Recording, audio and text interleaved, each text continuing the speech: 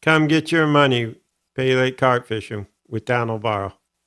Donald's at the top of that hour with a 29-1. You'll come get your money. Hi, guys. Uh,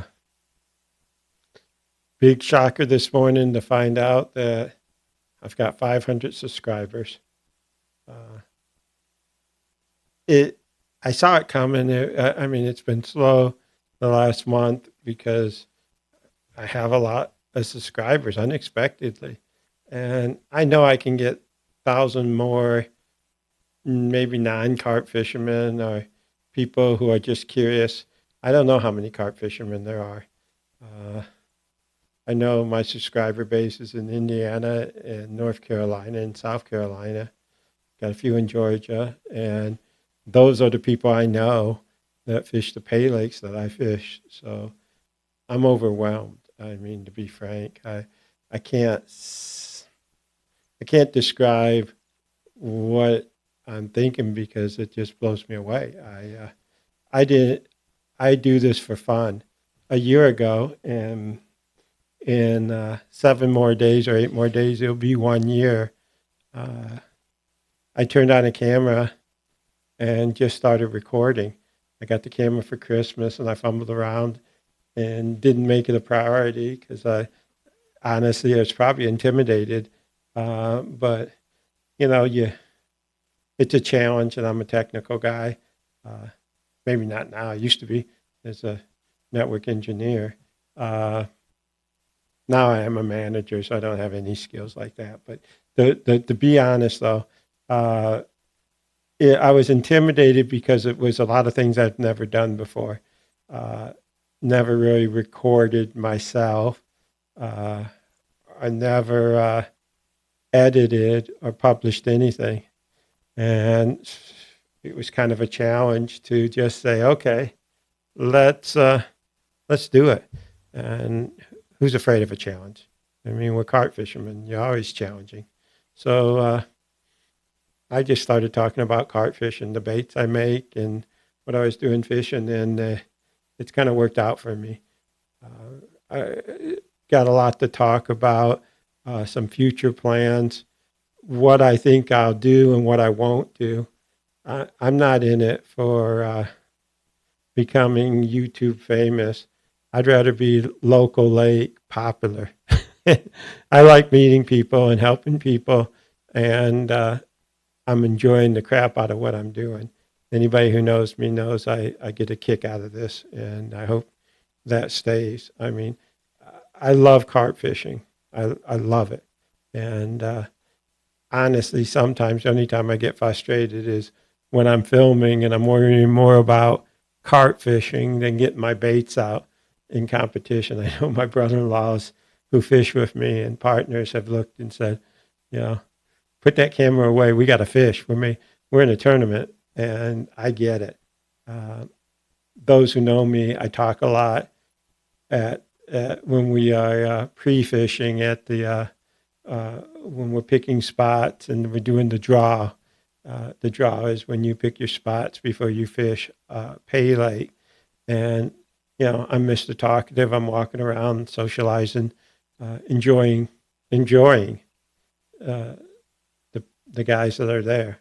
Uh, just enjoying it. And but when the buzzer rings and we start to fish, you'll seldom see me walk away from the rods. The focus is on the rod. Now it's an 8-hour tournament, so I have time to turn on a camera and point it, and maybe talk a little bit. But the real focus is the next fish that hits. Now, when the fish hits, and I seem a little nonchalant about it, because you do better, in my opinion. I know some guys and they fish for years, but when you see them get a fish, they're there up on the rod, they're cranking it, you know.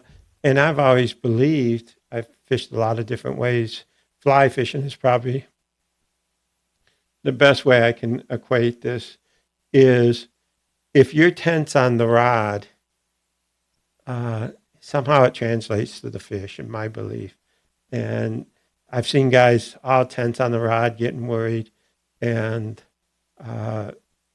there's a higher likelihood of losing that fish. And that's just my belief. I could be full of crap here, but I think that's the case in a lot of fishing is stay calm.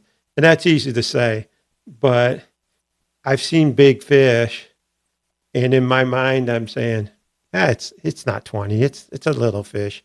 Don't worry about it. And then when you get it in, then it's your time to go, whew, you know, there's always exception. Buffalo will make an exception out of you because they'll do wild things, and you just got to stay on top. And you do you got to run with them, stay with them, and be on top of them. Not saying you got to be nervous. You don't want to be nervous because you just got to be flexible. It's not being lazy, but try to keep the nerves at a minimum.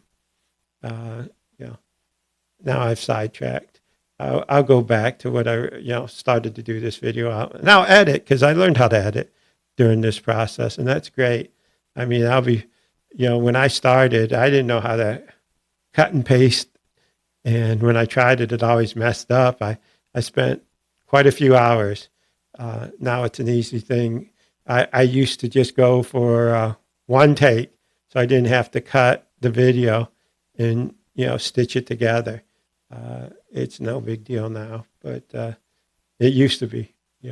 When I started with the one camera, I had this little tripod. It was a little 12-inch tripod, and so when I started, I would just hack that thing up on a stool, on a high counter, put books under it to get it to the semi-right height, and started recording. And if I didn't do it in one take, I'd start over. Yeah, it's how you start. The two things that I've learned to improve, that I've improved on, are three things. Is I then went to tripods, and I'll show you pictures of my setup. I had to adapt. I had tripods, but the modern cameras have, especially the action cameras, have different mounts on them, and they were incompatible with the two nice tripods I had for years. So I had to get innovative with JV Weld and mounting them, but they work great. The problem with tripods and in the lighting too, I would have two of the lights, one of the lights in the background, on these real tall, skinny stands. I didn't pay top dollar for them, so they were a little unstable. The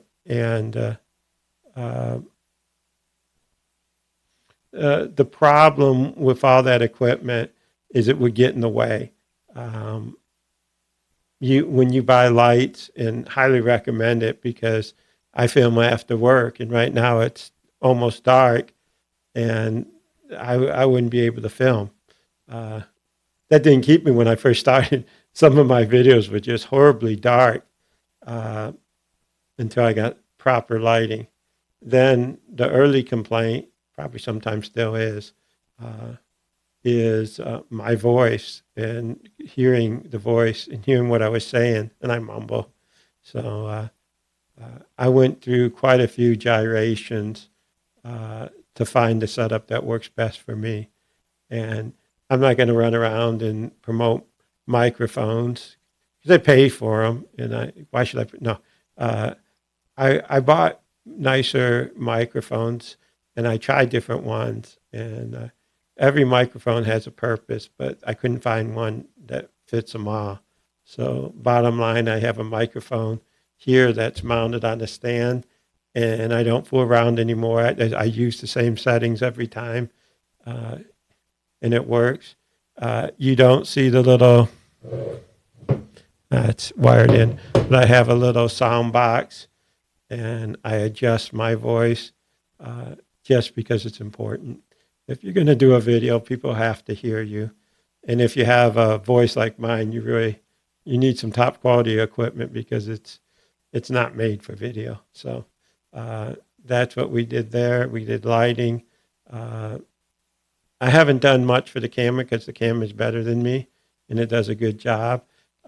I did upgrade the quality of the editor so I could use the camera in 4K. actually HD. I thought 4K, 8K, that would be the way to go. But it turns out that if you record a 4K video or 8K video, then you spend hours for it downloading. And to be perfectly honest about it, once my videos get downloaded, I watch them one more time and I go, oh, and I got to do them again. There's always, you're finding mistakes throughout the whole process. And even though I've gotten better at it, there's plenty of room for improvement. So 1080 quality looks great to me. And so I'll probably stay there and maybe go 4K at some point. It's funny, you see all these free editors online. They'll let you edit a picture, but almost everyone, and I downloaded like the top 5, every one of them had limitations. One of them you could only upload 5-minute videos. One of them you could do this and not that. And ultimately you end up buying and paying. I pay money a month. I don't want to tell my wife. I'm gonna edit that out. And I can upload in HD, and there's a lot of advanced features I could also be using, but and I'll talk about that. I've made some decisions on where I want to go. Part of me, I want to put music like in the beginning where you see "Come Get Your Money." There's like a soundtrack playing behind it, and it'll probably get there. But a lot of guys, like when you're fishing, I could be adding some music or something instead of, But to add those sounds, one, you got to make sure you're not copyright infringement. So you got to buy the music. Or I have a buddy who says he's making me some, so maybe that'll work out. But then you got to match it when you edit, and at 1 hour turns into 3 hours trying to do that. I could change my voice, and I thought of doing that because it annoys the crap out of me. But you take your video and then you record it separately and you put it into a sound processor. And then I could come out British, or I could come out like one of the YouTube guys you see all the videos on. And that would be cool. I may do that. But again, my take is, I didn't tell you what my take is, but my take is I like to be consistent. When I was starting in the sport, there were very, very little videos. And the guys who I liked would make a video every couple of months, and I'd be mad about that. I understand now what it takes to make a video, and I get it. But my goal is to stay consistent at least once a week if I can do it, and so that you got new content, new takes. Things change around here. New owners of ponds, new improvements, new fish, new flavors, new products. When I started this year, 2 of my supporters, mud pigs and carp nuts, I don't think they were in existence. And now you're seeing them. It's awesome. New products, new flavors. I said this last video, I'm just repeating, but Ron and Dustin over at Pig Flippers and Ron at Wicked, they don't stop. So I want to stay current. I want to, if I see a new flavor, I want to test it and show you what I did with it. And you guys can decide that. I show you what I'm using and what's in the bucket. And I show you how I did that week usually, if I use it. And I don't want to change that. And what I'm afraid of, if I get too slick with the production, then the time lapse of when I go fishing to when you see it on YouTube that may conflict with it. So yes, I'm still going to try to improve in this channel. I have a lot of ideas. I mean, I've talked about the drone, and it just so happens since I learned to fly it and got pretty good with it and learned to record with it, now it's like a frozen wasteland here. It hasn't done this in years. Where it snows, we have a storm, and it doesn't melt a couple of days later. You know, maybe a week has been the longest in the last 10 years, and we're we're past a week, and we got more snow coming tomorrow, I think. And somebody asked me about, well, why didn't you go out and film a lake? Well, one, it's cloudy, so that would look crappy, and two, the lake is are frozen. Who wants to see that? I want to see, you know, the lake I go to, uh, looking good, you know, and not frozen and blah blah blah. So you get the idea. I'm excited to do that, and it'll get done. You know, uh, there's a lot of fishing. I fished more this winter than I have in the past, and then I blame it on this channel, which I'm not faulting it. I think it's great, but it's the motivation. One motivates the other. Sometimes I go fishing and I said, well, I want to tell a story, so I start filming, and it gets me to put the camera out because part of me says, leave the camera, I'm fishing. And then it's the other way around. It's like, do I really want to go fishing? I need some video. I need something to talk about. So one motivates the other, I think. So that's a good thing. Uh, like I said, continuing making improvements. I used to have all kinds of, it used to be a bit to set all the lights up, the microphones up, um, where I stood, and evolving. I've got my camera stand on a table. It's one of those electric tables, it goes up and down. Put myself out of the shot. No. And uh, the light's always in the right position. I don't know if some light guy might go, it's horrible lighting, but for me, it works. Yeah. I had a strange thought occurred to me that, uh, am I recording? And I looked and I was like, I think I'm recording, but I'm not 100% sure. So I had to stop and start it just to make sure I was. I wasn't smart enough to look at the little red flashing light saying I'm recording. Always learning, always learning. Believe me, I spent a lot of time talking in front of this camera, and the voice is wrong.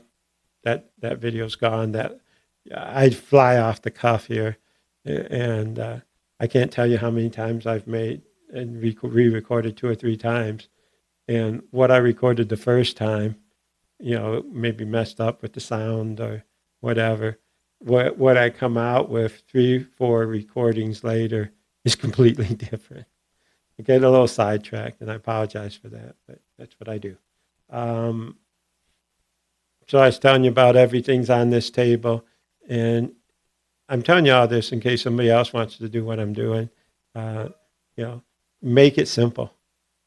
Whatever you do, and this is probably any hobby or even fishing, is when you get it simple, you're not just, everything kind of has a place. You know where your rods are. When I first started, I mean, it was a blooper reel, and I'm not talking when just fishing. I mean, uh, one time we forgot the stands, you know, 30-minute ride, and we get out and go to set up, and there's no stands. It's like, how could you forget the stands? So, uh, race back, set things up without the stands, no fishing, but just have everything ready, and make an hour drive to go get the stands and come back. I mean, I felt like a complete moron uh, who hasn't forgot their nets. The reason that happens is, most people, unless you have some kind of external stand, if you're throwing it in the back of a pickup truck or an SUV, it's probably the last thing loaded. It fits awkwardly, and those, especially if you got 2 of them, and so they're easy to forget. Uh, but going back to the easiness is my brother-in-law's the king of this. Everything has a spot, that you're consistent.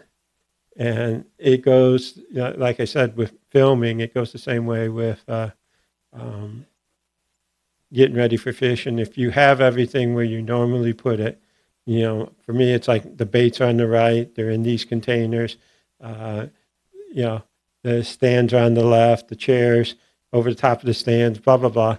You know, I know in a minute if something is missing. My beepers, I keep them in the car, in the back seat, along with my camera stuff.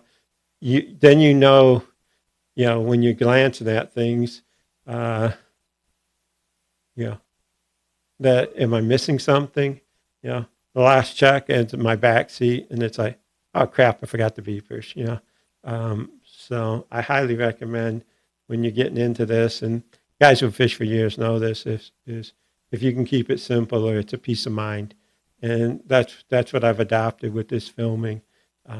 Yeah, I'm going to try to make improvements, maybe with the sound, maybe with music in the background, and other stuff, but I don't want to sacrifice making these videos on a weekly basis or more. You know, yeah, I can get overloaded. So, before the fish off last year, I think I made like 5 videos about the prep. I was excited, and I just wanted to share. And those videos didn't do well. I think one of them did. I don't know why, but probably overloaded the market here. But I didn't care because, again, I enjoyed doing it. I could have spread them out.